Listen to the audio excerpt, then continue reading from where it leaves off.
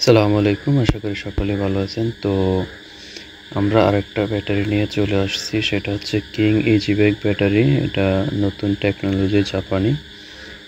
ঠিক আছে, তো কিং ব্যাটারি এটা হচ্ছে 300 মডেলের যেই এ প্লাস, যেই এ গ্রেডের যেই মালটা রয়েছে 6 ব্লেডের 12 ভোল্টের।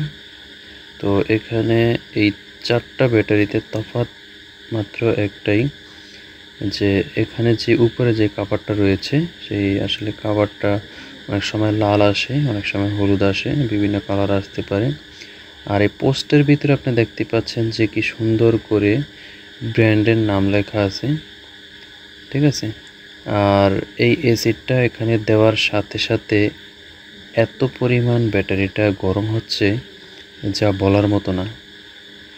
আপনারা দেখতে পাচ্ছেন যে আমরা ড্রাম থেকে অ্যাসিড দিতেছি, আর দেওয়ার সাথে সাথে এত পরিমাণ, মানে মনে হয় যে আমরা গরম পানি এখানে ফুটাচ্ছি, এরকম একটা ভাব। আর ব্যাটারিটা হিউজ পরিমাণ আপনার গরম হচ্ছে।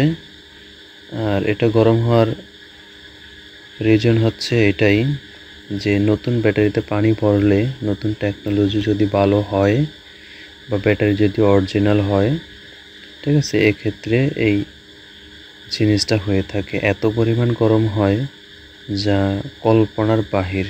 কারণ আপনি একটা ব্যাটারিতে অ্যাসিড যখন ফুল দেওয়া হয়ে যাবে, আপনি 5 মিনিট পরে ওই ব্যাটারিটা মানে চেপে ধরে রাখতে পারবেন না, এত পরিমাণ গরম হয়। আর এই ব্যাটারিটা গরম মানে হওয়ার পরে ঠান্ডা হতে প্রায় 8 থেকে 10 ঘন্টা লাগে। 8 থেকে 10 ঘন্টা পরে আপনারা এটাকে ভালো করে চার্জ দিবেন 12 ঘন্টা, তারপরে 4 ঘন্টা গ্যাপ, 12 ঘন্টা, 4 ঘন্টা গ্যাপ বা 3 ঘন্টা গ্যাপ। তারপরে মোট 36 ঘন্টা চার্জের পরে আপনারা গাড়িতে তুলবেন। তারপরে 10 থেকে 15 দিন আপনারা গাড়িটা অল্প অল্প চালিয়ে বেশি বেশি চার্জ দিবেন, তাহলে প্লেটটা স্ট্রং হবে।